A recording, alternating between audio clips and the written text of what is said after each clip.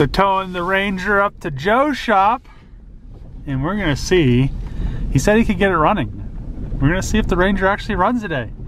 I think it needs an engine, but Joe is the Ford master. This is the master Ford tech here. The master, but I do stuff. We'll see, dude. We'll see, man. If you could get the Ranger running, it'd be interesting. I'm just curious myself, honestly. I mean, the air filter was full of mud, so they definitely sucked in a good gulp of Mud water of PMI 4-wheel and enough Ranger water. The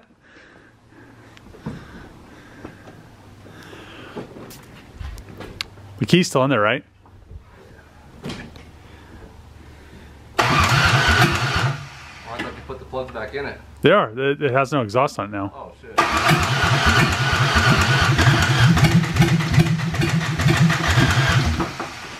Why is it knocking though? I didn't do that before. I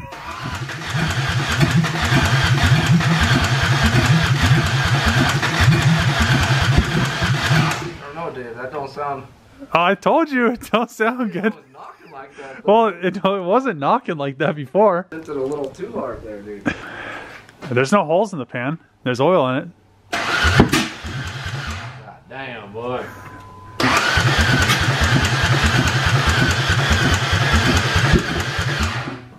I lied, Dave. That's not gonna be shit. I told you. I'd like to get it to start if we start and blow it up.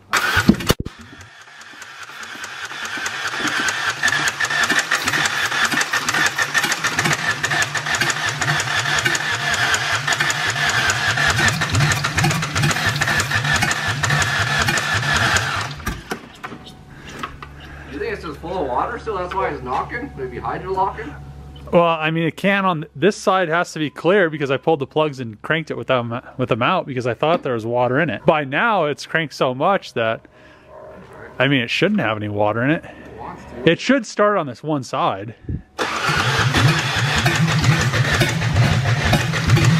And there's no gas in it, so. Well, they drilled the tank. Yeah, remember I told you? Oh, shit. Man, what's that noise? What? It sounds weird. It's like. So I was wondering if that plenum is full of water and it's like sucking it in there. You know what I mean? It could be, but wouldn't it be leaking out the exhaust? Ugh.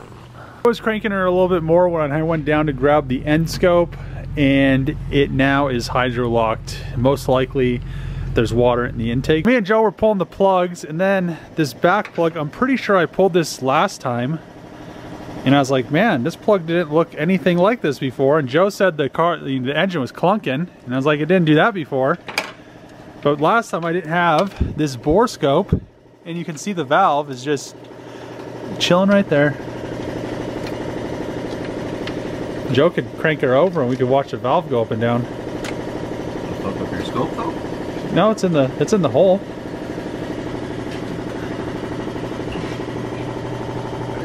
Yeah. Oh yeah. Hold on. It spins over. No, it's yeah, the piston's fine. Look at this. This is weird.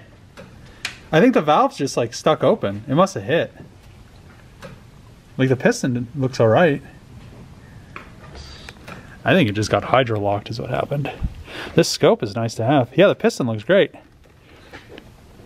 The cylinder doesn't look bad either. Well, it has to be something on that side because remember it was just fucking seized up a minute ago, locked up a minute ago. Yeah. I haven't pulled any of these plugs out. Unless it's hard to tell if the piston's broken. Oh no, that's another valve. Oh, that's a valve on top of the piston. It looks like the piston. Upside down. Yeah, I was like, man, that piston's small. What's going on here? Looks good though. Yeah, the cylinder looks good, but who knows what happened to the other side. I could put the attachment. Actually, I could turn it here. Let's see. I forgot which button this was. No, it's this one. Okay, let's see. Man, it's oily in there. And I did put oil on it. I think that piston's cracked. Looks like it.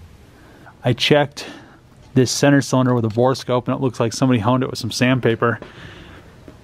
Think it's gonna have any compression, Joe? That side guaranteed it's not. I know the last cylinder isn't. 100%.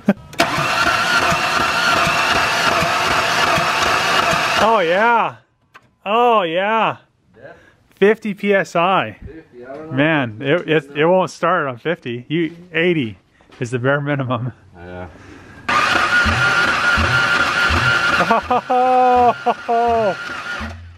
Yeah, 50. Not even worth it, Dave. Dude, it's not even gonna start. Not even worth it. Mm-hmm. Yep. So that's all she wrote.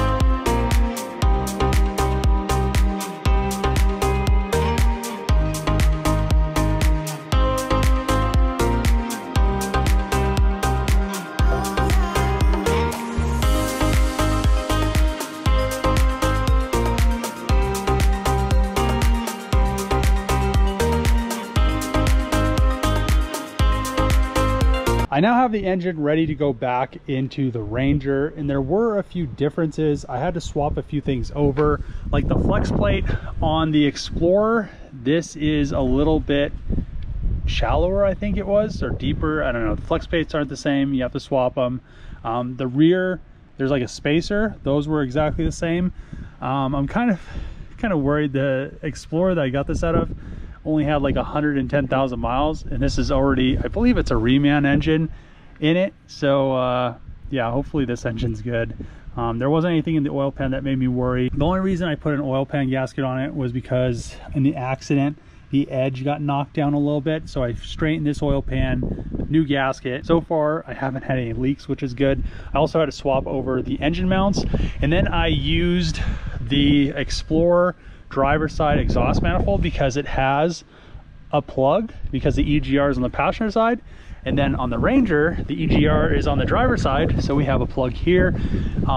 This will make this thing run a whole lot better. I also cleaned all this stuff up down here, cleaned the fuel rails, all new gasket. Another thing, I put a water pump on there, and then I also replaced this hose. It seems like a lot of people will replace this, but they won't replace this hose. The one that was on there looked like it was ready to blow out, It was really swelled. Also on these, make sure you replace the O-rings for both of these temp sensors.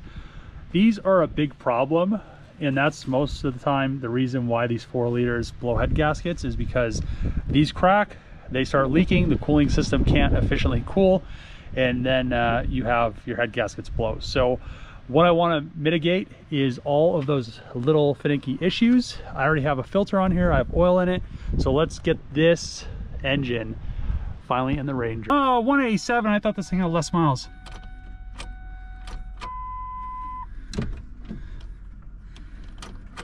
And now she don't crank. It helps that the ECU plug is plugged in. What we got going on here?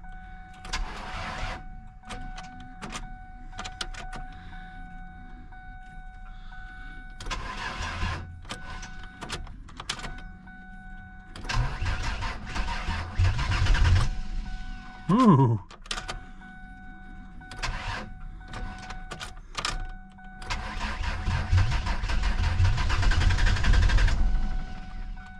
Jeez. It shows the coolant temp is like mid. There's no coolant in it.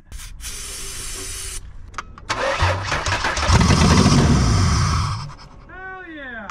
She starts and she sounds good. I put some fuel in her. One thing I did notice when I added fuel was that when they drilled a hole in the side of the tank right there, they also cut the fuel hose right. This clamp up here, you have to drop the fuel tank to actually get to it to pull off the hose, and that hose was cut when they drilled the fuel tank. They also cut the hose, and then I'm kind of glad that I did, because the fuel in here was kind of dirty. There's some sand and grit, and it's kind of like a kind of brownish tint. So I just got done putting the other fuel tank in. It was pretty simple. I'm gonna have to say it's probably one of the easiest or easier fuel tanks that I've ever removed and put in. Fuel filter has probably never been changed, so I'm gonna throw this on, and they gave me the wrong one. Yep. I run to a different store, got a replacement. It's pretty easy on the 2 lines. One line's bigger than the other. The fuel filter is in a pretty simple spot. It's on the driver's side frame rail, and there's 2 lines coming in from the fuel pump or the fuel tank, 1 line going out.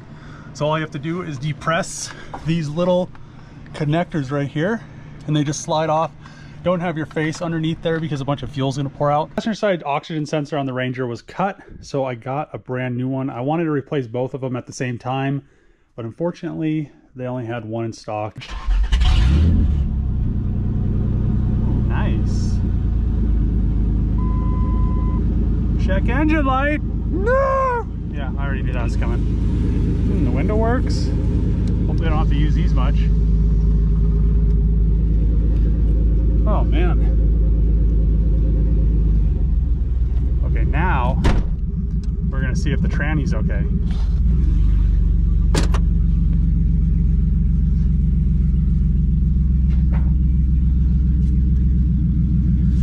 Because this overdrive thing's flashing and it has me worried.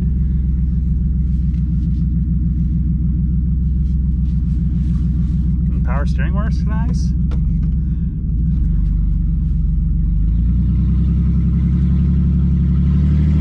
Oh, this isn't, I'm not liking this so far.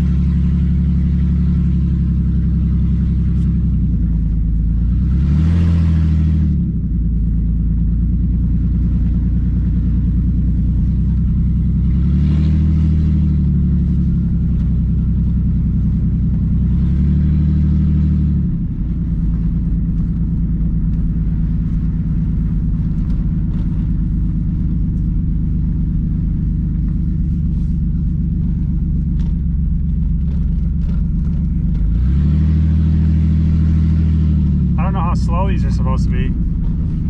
Also got the exhaust off that 4-cylinder Ranger because my exhaust was pretty dented up. It looks like, you know, they added these hangers. I'm guessing the exhaust broke off once before. You can see the welds down here, and then back here that's all rotted out for some reason. And then they have this awesome clamp instead of just getting the factory one. I have no clue. But I do have to fix this exhaust a little bit because this got bent kind of a lot. but I should be able to straighten that back out and get this underneath this Ranger, and then I'll just have to make the little mid pipe.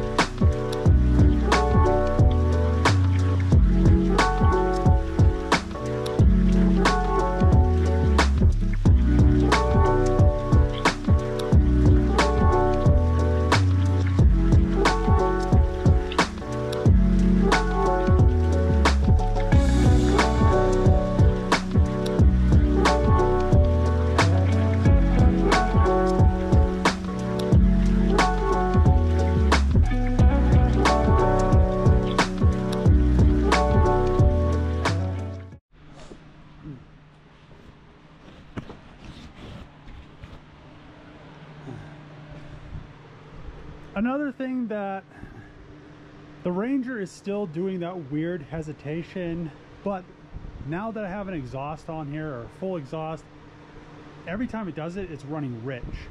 So the injectors are supposedly different from the 05 Explorer to the Ranger 4-liter. So I'm gonna put the original injectors right there back in it. I was already starting, but I cracked one of these little injector O-rings. I don't know why Ford decided to do an injector seat O-ring and then an injector with an O-ring also. It doesn't make any sense. Normal Ford engineering, but yeah, let's get this cleaned up down here. I got some Q-tips, and then we'll get these in there, then we'll get the injectors in there, and hopefully it resolves the issue.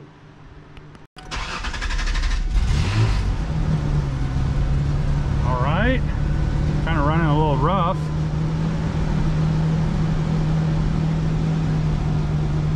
The coolant temp gauge is now working though. The overdrive light's still flashing. So I'm still getting that hesitation. Here, you can hear it right here. Just sounds like it's missing or something. We pulled the transpan. Nothing looked out of the ordinary. I just need to remove the filter and swap the new one in.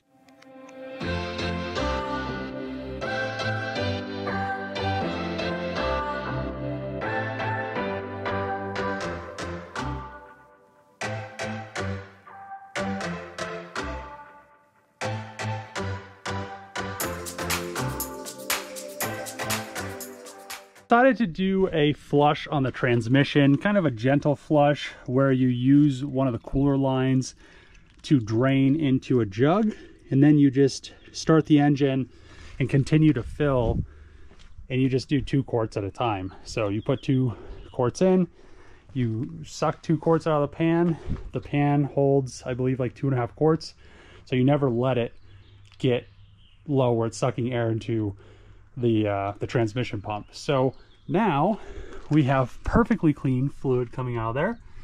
You use a lot more fluid to actually flush everything out, but if you're just going to change the filter and then you're just going to add some fluid to the pan, it's not really going to do much for the, you know, it's going to have a fresh filter, but the rest of the other, you know, 10 quarts is going to be, or actually 12 quarts, no, yeah, 10 quarts is going to be dirty. So I'm ready to charge the AC system. I found the leak right here. It looks like 2 O-rings are bad, and then that last one isn't in the best condition. I just pulled the orifice out of the Ranger, and this is the reason why, if you have a leak or if you're recharging an AC system that doesn't perform very well, always replace the orifice, because it's going to catch all the debris in the AC system. You can see that there's some aluminum, probably from maybe a failed AC compressor. Maybe this AC compressor isn't any good. And then there's a bunch of gunk in there as well. You can see, you know, some of it right there on the bag. And it just, you know, it's not all the way clogged, but the more this thing gets clogged, the, you know, the worse your AC system is going to perform. So now what I'm going to do is try to find the correct size O-ring I tried to order these from Ford and they're supposed to be here today, but unfortunately they're not. So I went to the parts store and got actually three packs of O-rings. You want to make sure you put this in the correct way. You can see the O-rings right there. Put a little bit of lubrication on those, and this goes down in that tube right there, just like this. You can see it down there, like this. I have the new O-rings on the orifice tube low pressure line. Don't forget to lube the O-rings. Use whatever oil the system recommends. Just put a little bit of oil on there. Then you don't have to worry or chance tearing these O-rings. What you want to do is get a vacuum pump. The bigger, the better. The more HD that it will pull, the better it is for your AC system and when you charge it, because there won't be any air in there. There won't be any moisture in there, and there won't. So as you can see, it's pulling vacuum. Now we're pulling some vacuum. Oh, look at that.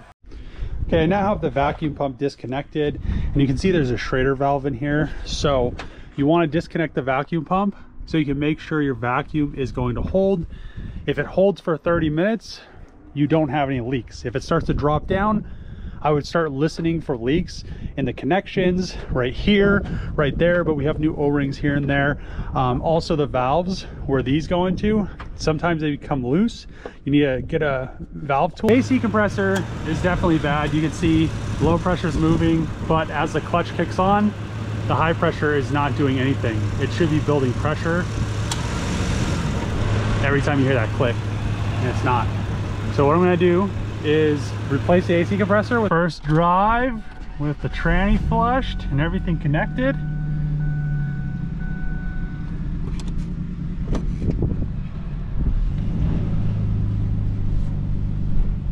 She sounds good with no cats. What? What? Oh, and I got a battery for her too. She is ready to go, except for tires.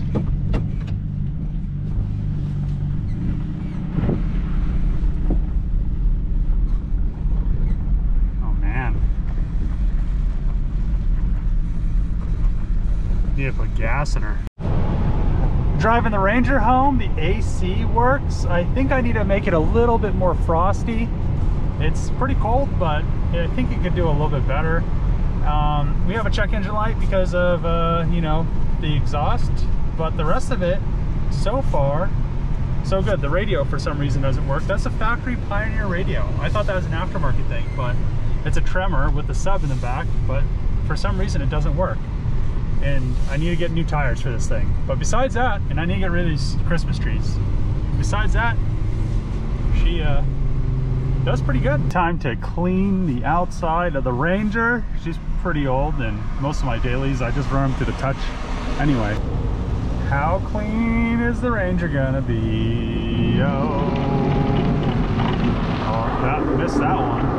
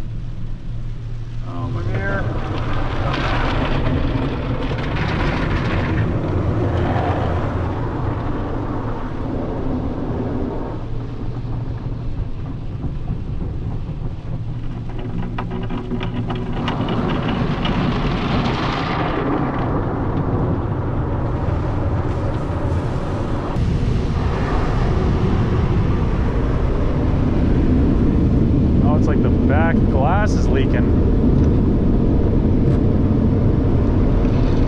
Woo! It's intense. Just got back home and probably drove almost 600 miles in the Ranger. She did perfect. I can't believe this thing drives so good. Everything held up. The AC worked really nice. The one thing I do want to do is I deleted the oil cooler for the transmission in the radiator, and this truck had the auxiliary oil cooler. It keeps up perfectly fine if you're driving constantly, but when you're in traffic, there's a bunch of wrecks when I was in Denver, and it starts to climb. It got to like 205, which isn't bad for tranny fluid, but it took it quite a while for it to cool back down, and I just don't want to have to worry about that. So I'm going to put a little bit larger cooler in there with an electric fan on it, and I think it'll work perfectly fine, and I won't have to add in the radiator cooler as well. And I really didn't like the radiator cooler because all the lines were messed up, and this was just a really nice option. Also, everything in here looks a lot better than when I first got the truck. I mean, this kid that had it before me pretty much just off-roaded. I think he just like buried this front end into a mud puddle, sucked in a whole bunch of sandy water into the old engine, and it just pretty much nuked the cylinder liners, dropped the valve, and the thing was, I'm actually surprised that the transmission is still good, but so far so good. The AC's charged, she runs and drives really nice, which I'm really excited about, and I'm just happy to have kind of a small daily that I could pick up stuff, not have to drive the super big diesel truck. And in the winter, I'll probably opt out to drive this on a lot colder days. I also cleaned up the interior. I still need to find a driver's seat, and I also need to clean the passenger seat. Everything in here was super grimy. And then back here, since this is a pretty rare truck, it's the Tremor package, as you can see right here. So this has the Pioneer, the factory Pioneer sub. It also has the factory Pioneer stereo as well as the speakers. It sounds pretty good. It took me a while to get. They must have had like a dog or a cat back here, and this thing was just covered in hair. So I got this all nice and cleaned up. You know, it didn't really smell weird or anything, but I put it in the wash. Then I vacuumed it for probably an hour to get all the hair out of it. But I'm really happy that this thing is finally cleaned up as well. And I need to put the little trim moldings down there. I kind of want to get this replaced. Then I need to look, you know, I want to get some little knickknacks here and there, but for the most part the truck is pretty decent. I mean, for what it is, and for having maybe $2,000 in it. The tires on it are still good. I mean, I think they just put tires on it before I got it, and that one on the other side was burned off. I had 4 good tires, and I was able to have kind of a matching set, 2 good rear ones, 2 good front ones that are the same. In the back, this has like a kind of a plastic bed liner. I'm not sure what it looks like under this. I still need to do some cleaning here and there. I want to pop this dent out on the side of the truck. It looks like they tagged something, but it didn't really crease anything. So I think I'll be able to push this out and not have any issues with the other thing I need to get for the truck is the kid ripped off the lower kind of bumper valance. So I want to replace that. Also, the grill is cracked, but for the most part, the truck is really clean. Doesn't have really any damage on it. Probably needs a paint job eventually. You can see the hood. Doesn't look like it has a dent on it. Super excited that the Ranger made it all the way to Fort Collins, all the way back. Had 0 issues. No cooling issues. I was stuck in traffic for a very long time. There was multiple accidents throughout the whole trip. I think I was stuck in traffic for an hour and a half to 2 hours, multiple accidents. It was crazy, but no fluctuations on the temperature gauge. The train temps look great, and the truck didn't skip a beat. I'm very excited about having the truck fixed now. Also, the Tremor package Ford Rangers ended up being pretty rare. When I originally got the truck, I was just looking for kind of a little truck so I didn't have to drive my diesel truck all the time, especially in winter. Starting that up, having it plugged in is kind of a hassle, and just hopping in a little gas truck, cruising down to the junkyard is a lot more convenient. So I'm gonna end the episode here. I hope you guys like this. If you like these videos, make sure to click the subscribe button, throw a thumbs up, throw a comment below. As always, see you guys next time.